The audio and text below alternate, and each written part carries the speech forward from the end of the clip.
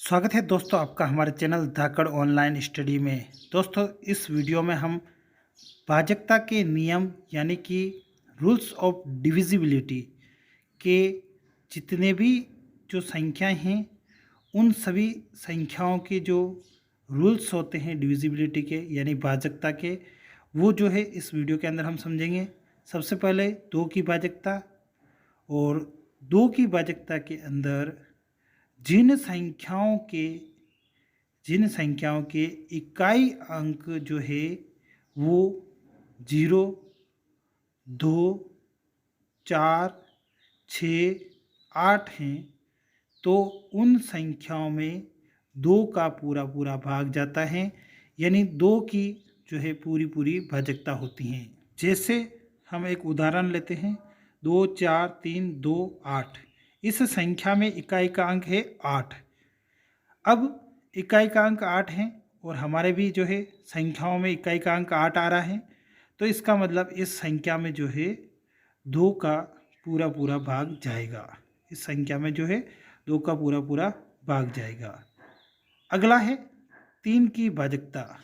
तीन की भाजकता का नियम है संख्या के अंकों का योग 3 से विभाजित हो। संख्या के अंकों का योग 3 से विभाजित हो, यानी संख्या के अंकों को जब हम जोड़ते हैं तो वो 3 के पहाड़े में या 3 की टेबल में आने चाहिए। जैसे 4 + 2 + 4, इनको जब हम जोड़ेंगे 4 3 7 2 9, 9 और 4 13। अब 13 जो है वो 3 के पहाड़े में नहीं आते हैं, तो इसका मतलब इस संख्या में यानी 4324 में जो है 3 का पूरा भाग नहीं जाता है। अगर हम यहाँ 4 की जगह 3 कर लेते हैं, 4 3 2 3, तो इसमें अंकों का जोड़ 12 हो रहा है और इसमें जो है 3 का पूरा पूरा भाग जाता है। तो इस प्रकार संख्या के अंकों के योग में जो है 3 का भाग जाता है, तो उसमें 3 की भाजकता होती है। 4 की भाजकता के अंदर इकाई व दहाई के अंक वाली जो संख्या होती हैं, यानी इकाई के अंक और दहाई के अंक से जो संख्या बनती है वो 4 से विभाजित होनी चाहिए, यानी लास्ट संख्या के लास्ट के दो अंक जो है 4 के पहाड़े से पूरी तरह से कटने चाहिए या 4 के पहाड़े से सोल्व होने चाहिए। यानी कि देखो संख्या देख सकते हैं हम 4 2 4 7 8 4, इसमें 8 और 4 लास्ट के दो अंक हैं। अब 8 और 4 में अगर हम 4 का भाग देवें तो पूरा पूरा भाग जाता है, तो इस संख्या में भी 4 का पूरा पूरा भाग जाएगा। अब उसके बाद आगे जो संख्या है वो है 5, और 5 की भाजकता का नियम होता है इकाई का अंक 0 और 5 हो। इकाई का अंक 0 और 5 है तो उसमें 5 का पूरा पूरा भाग जाता है। अब हम 6 की भाजकता के बारे में बात करेंगे। 6 की भाजकता का नियम जो है वो है अंकों का जोड़ यानी अंकों का योग 6 से विभाजित हो। जब किसी संख्या के जितने भी अंक आ रहे हैं, अगर उनको जोड़ने पर वो 6 के पहाड़े से पूरी तरह से विभाजित हैं, तो उसके अंदर 6 का पूरा पूरा भाग जाता है या 6 की भाजकता होती है। जैसे 4 2 और फिर अंक ले लेते हैं हम 7 और 5, 4 2 7 5। अब इसमें हम अंकों को अगर जोड़ते हैं 4 + 2 + 7 + 5, तो इसमें अंकों का जोड़ आ रहा है हमारे पास 13 और 5 18। 18 में 6 का पूरा पूरा भाग जा रहा है, 3 आ रहे हैं, तो इस संख्या में भी जो है 6 का पूरा पूरा भाग जाएगा, यानी अंकों का योग जो है 6 से विभाजित हो।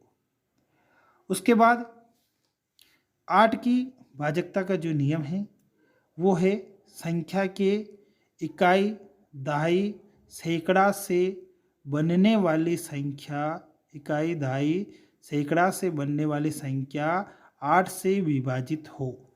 ये जो है वो 8 की भाजकता का नियम है, यानी इकाई दहाई व सैकड़ा तीनों से मिलकर जो संख्या बनेगी वो पूरी तरह से 8 से विभाजित हो। जैसे 4 3 8 8 8, ये संख्या के जो 3 इकाई के अंक है लास्ट के तीनों 8, इसके अंदर 8 का पूरी तरह से भाग जा रहा है, तो इस संख्या में भी जो है 8 का पूरा पूरा भाग जाएगा। अब बात कर लेते हैं 9 की भाजकता। 9 की भाजकता में अंकों के अंकों का जो योग होता है या जोड़ होती है वो 9 से विभाजित हो। किसी भी संख्या के अंकों का योग 9 से विभाजित है तो उसमें 9 का पूरा पूरा भाग जाता है। जैसे एक उदाहरण के द्वारा हम समझ लेते हैं, 6, 3, 7, 2 ये एक संख्या है। इसमें संख्या को जोड़ेंगे 6 + 3 + 7 + 2 तो ये हो रहा है हमारे पास 18। और 18 जो है 9 के पहाड़े में आते हैं, अतः जो है इस संख्या में 9 का पूरा पूरा भाग जाएगा। उसके बाद जो आगे भाजकता है 10 की भाजकता, इसमें इकाई का अंक जो है वो एक ही है, बस 0 होना चाहिए। अगर इकाई का अंक 0 है तो उस संख्या में जो है 10 का पूरा पूरा भाग जाता है। जैसे एक संख्या ले लेते हैं हम 1340, इसमें इकाई का अंक 0 है तो इस संख्या में 10 का पूरा पूरा भाग जाएगा। उसके बाद अंतिम भाजकता है 11 की भाजकता। इसमें सम व विषम स्थान के अंकों का योग का अंतर जो है वो 0 या 11 से विभाजित होना चाहिए। इसका नियम है सम व विषम स्थान के अंकों के योग का अंतर 0 या 11 से विभाजित हो।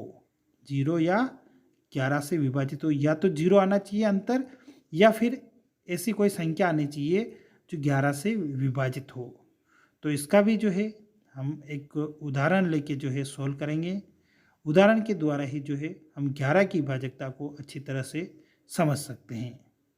तो सबसे पहले एक उदाहरण लेते हैं हम यहाँ 4, 3, 2, 4 ये एक संख्या है। उसके बाद हम एक और अंक लिख देते हैं 1।